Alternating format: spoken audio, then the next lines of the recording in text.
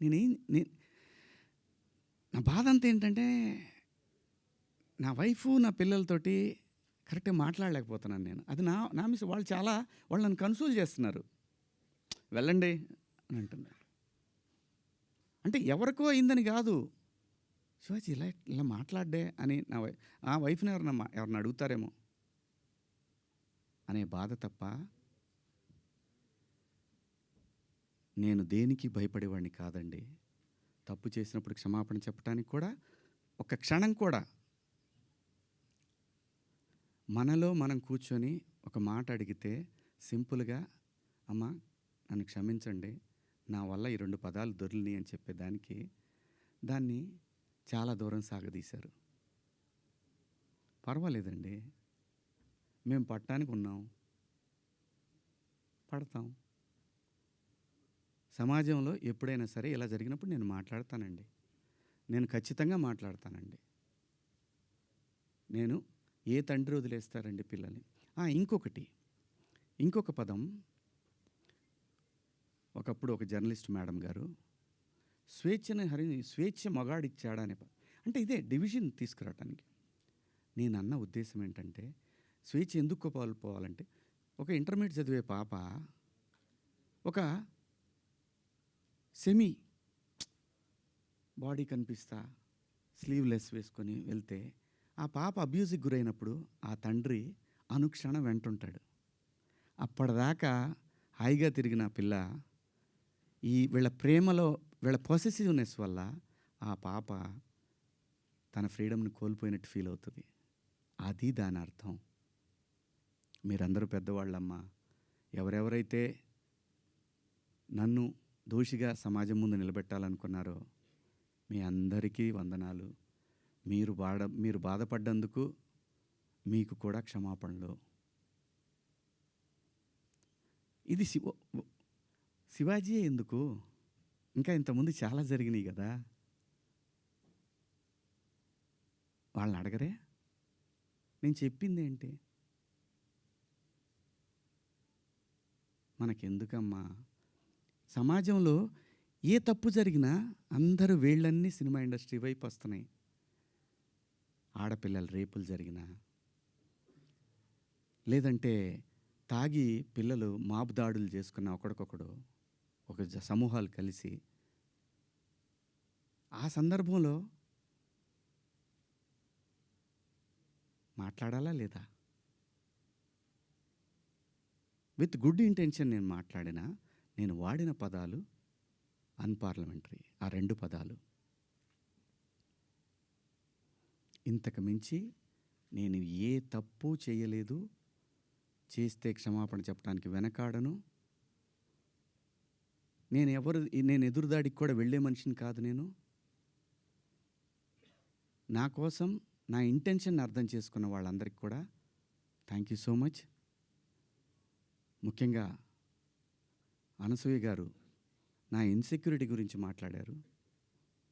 అవునమ్మా, మా హీరోయిన్ని అలా వెళ్ళినప్పుడు, దాడులు చేసినప్పుడు భయం ఉంటుందని, వాళ్ళు బాధపడతారని, ఒకవేళ జరగరాంది ఏమైనా జరిగితే ఆత్మహత్యలు చేసుకుంటారని నాకు ఇన్సెక్యూరిటీ ఉందమ్మా. ఇంకోటి, నా మీద మీరు జాలి చూపించారు, ఐ పిటీ హిమ్ అని. చాలా థ్యాంక్స్ అమ్మా. మీకు ఇచ్చిన విశాల హృదయానికి భగవంతుడికి థ్యాంక్స్ చెప్తూ, అదే భగవంతుడిని కోరుకుంటున్నాను. మీకు తొందరలోనే మీ రుణాన్ని తీర్చుకునే అవకాశం భగవంతుడు నాకు కల్పించాలని కోరుకుంటున్నామ్మా. అమ్మా, అంటే ఎవరన్నా ఆవిడ్ని ఎక్కడన్నా ఇబ్బంది పెడితే ఇది తప్పురా అని ఖండించడానికి నేను కూడా వెళ్ళాలి అని. అంతేనమ్మా. ఇంత తప్ప నాకు ఎటువంటి బ్యాడ్ ఇంటెన్షన్స్ లేవండి. మీరెవరన్నా అడిగిన క్వశ్చన్స్లో మీరు పదాలు వాడిని తప్పు కదా అంటే దానికి ఆల్రెడీ క్షమాపణ చెప్పాను. ఇంకా వేరే ఏమన్నా ఉంటే అడగండి. శివాజీ గారు, ఆ రోజు మాట్లాడినా ఈరోజు మాట్లాడినా హీరోయిన్స్ గురించి మాట్లాడాను అన్నారు. హీరోయిన్స్ ఎక్కడైనా రెస్పాండ్ అయ్యారా? మీతో ఎవరన్నా మాట్లాడారా? ఇండస్ట్రీ నుంచి సుప్రియ గారు తప్ప మిగతా వాళ్ళు ఎవరన్నా మాట్లాడారా మీతో ఇప్పటి వరకు? ఎవరు మాట్లాడలేదండి. విష్ణుబాబు మాట్లాడాడు నాతోటి. ఏమన్నాడంటే, డలింగ్ అని అంటే, సారీ బాబు, నా నుంచి 2 బ్యాడ్. ఇదే ఫస్ట్ కాల్ రాగానే ఇట్లా పదాలు వాడాను. లిటరల్గా నాకు అపాలజీస్ చెప్పాలనుంది అన్న. సూపర్, ఇంకేంటి, ఒక మెయిల్ పంపించేసేయండి, వాళ్ళు ఆల్రెడీ పెట్టినట్టున్నారు. పంపించేశాను. ఆ తర్వాత చాలామంది హీరోలు ఫోన్ చేశారు, చాలామంది ఆర్టిస్టులు ఫోన్ చేశారు, చాలామంది ఎమ్మెల్యేలు ఫోన్ చేశారు. ఆడపిల్లని కాపాడుకోవాలనే ఉద్దేశం తప్ప ఆడపిల్లని బంధించి, ఆడపిల్ల స్వేచ్ఛను హరించి, ఆడపిల్లల్ని ఆట వస్తువులాగా చూడాలనుకునే సంస్కారం ఈ జనరేషన్లో కూడా ఎవరికీ లేదు. కుసంస్కారం ఎవరికీ లేదు. ప్రతి తల్లి, నా ఇంట్లో తల్లి ఉంది, మీ ఇంట్లో తల్లి ఉంది, మనకు పెళ్ళిళ్ళైతే భార్యలు ఉంటారు, మనకు బిడ్డలు పుడితే ఆడపిల్లలు ఉంటారు.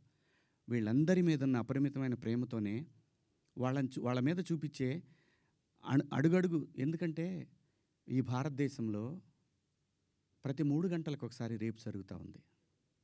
ఒక ఆడబిడ్డ జీవితం నాశనం అయిపోతూ ఉంది. ఆ భయంలోంచి వచ్చిందే, అమ్మ కొంచెం మంచి బట్టలు వేసుకెళ్ళరా అని ఒక తండ్రి చెప్తాడు.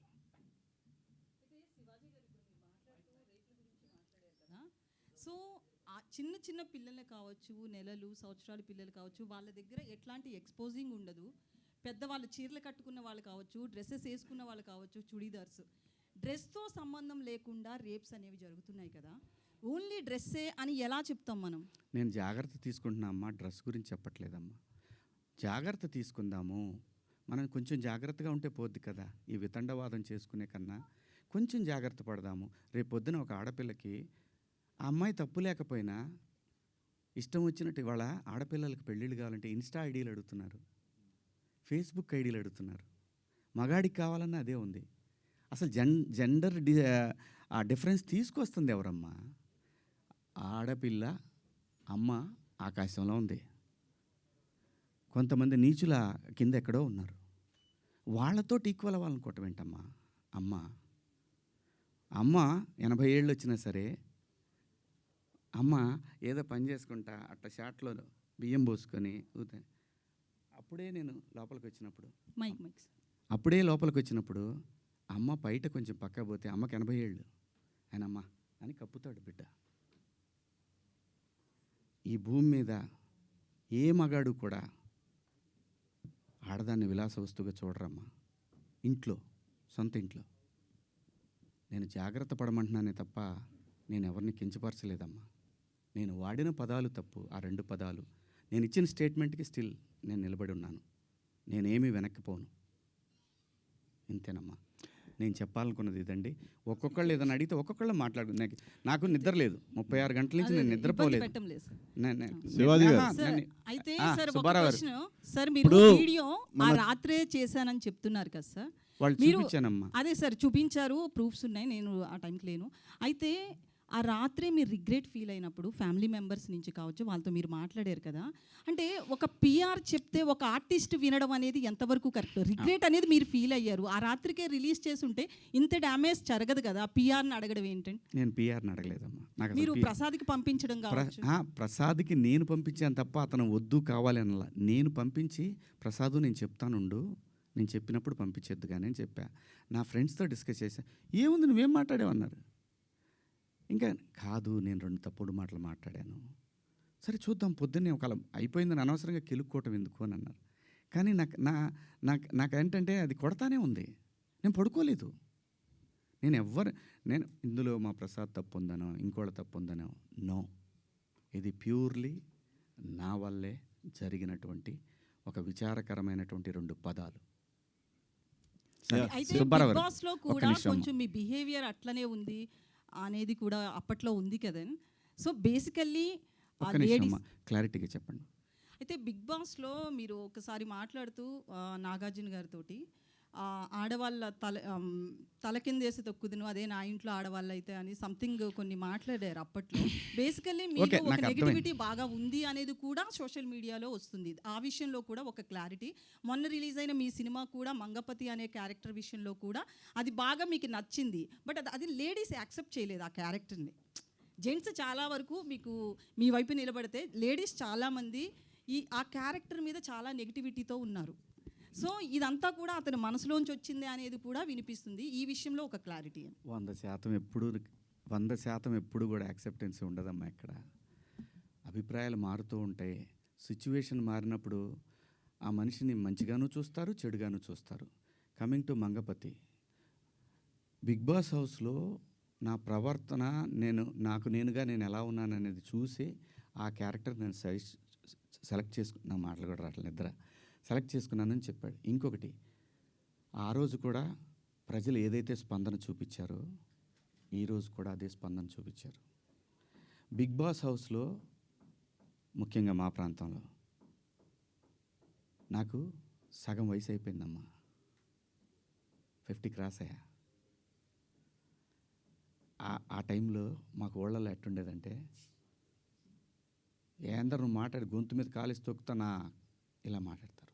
ఆడపిల్లలు అని కూడా తప్పు చేస్తే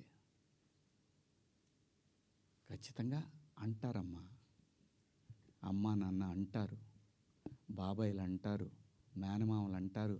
ఎందుకంటారు అంటే ఆ